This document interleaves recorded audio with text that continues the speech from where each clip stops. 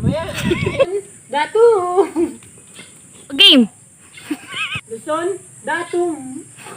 Luzon, datum.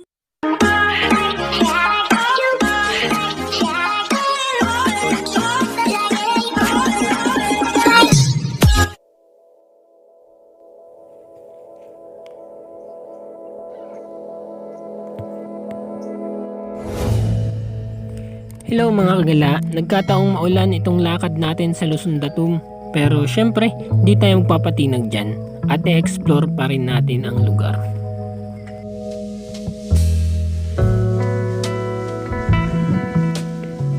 Meron itong 468 baitang at 13 station kung saan pwede tayong magpahinga.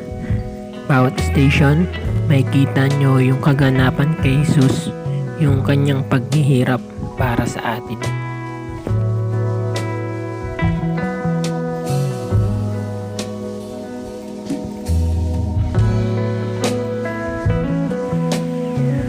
Ayun, nagsisimula pa lang kami umakyat at nahihingal na kami.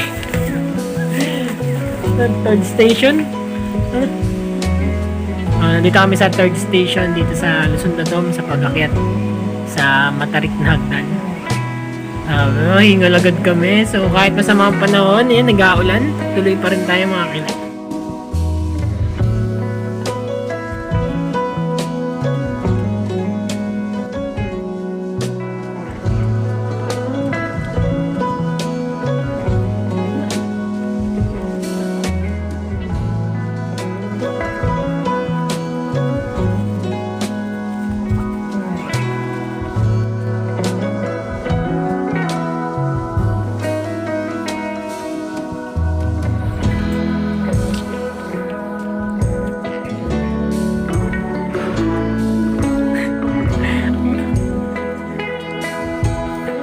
Ang bilis nila maglakad.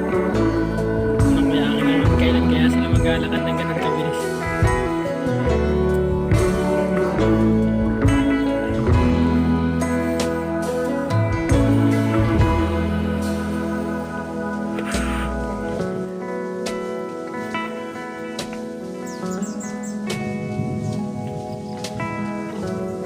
Video yan. Video yan, masyado ka ah.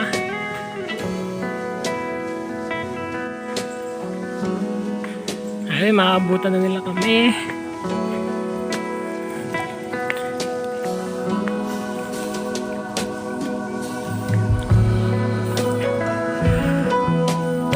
Ha? Tatanaw na namin yung tuktok.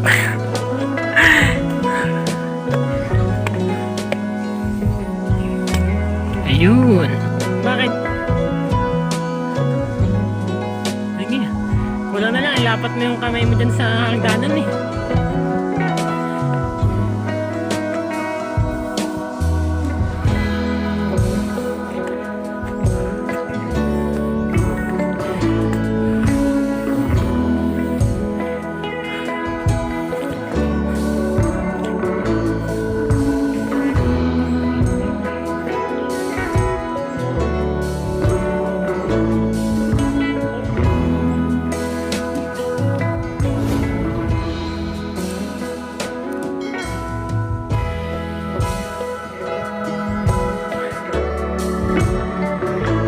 Itong punong ito yung inyong nakikita ang tatanaw sa malayo.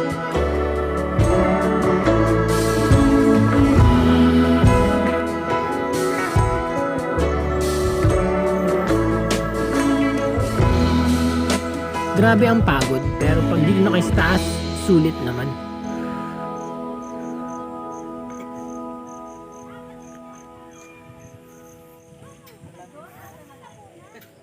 Nakikita nyo ba yan? Diyan kayo bababa at sasakay kung galing kayo o papunta kayo ng Dalahican Port. That's the Balanacan Port. Itong part naman na ito, dito pwede nyong ipasok yung motor nyo. Oo mga kagala, kung kayo nakamotor, pwede nyong itaas dito ang inyong motor. Medyo matarik, totally matarik talaga at saka makipot yung daan sa pag-akyat ng motor. It's up to you kung gusto nyo i-akyat o mas gusto nyo i-explore yung lugar papagitan ng pag-akyat dito sa 468 na baitang. Itong bato na to, yung butas na yan, kapag pinatong nyo ang kompas nyo or kahit cellphone nyo na nakalagay sa kompas, magsisiro siya. Indicated na nasa sentro kayo ng 7,641 isla.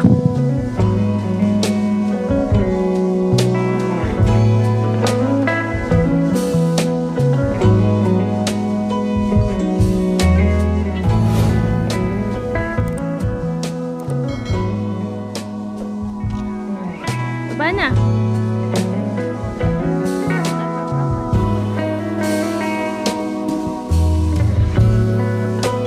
And we'll go back down here.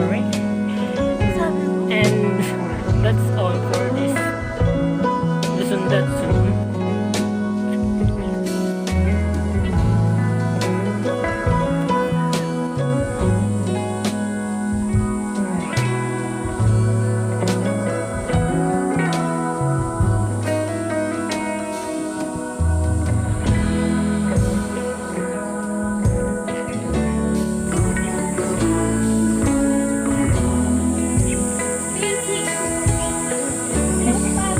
Hindi, sakit na daw ng kanyang tuhod. Sakit na ng tuhod daw. Big sick daw.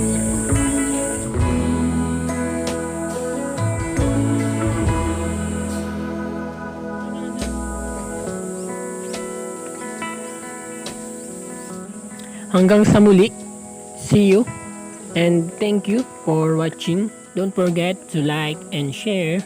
At syempre, kung bago ka lang sa ating channel, maging kagala ka na, click the subscribe button and be part of our channel. Thank you. Welcome to Luzon, Datong!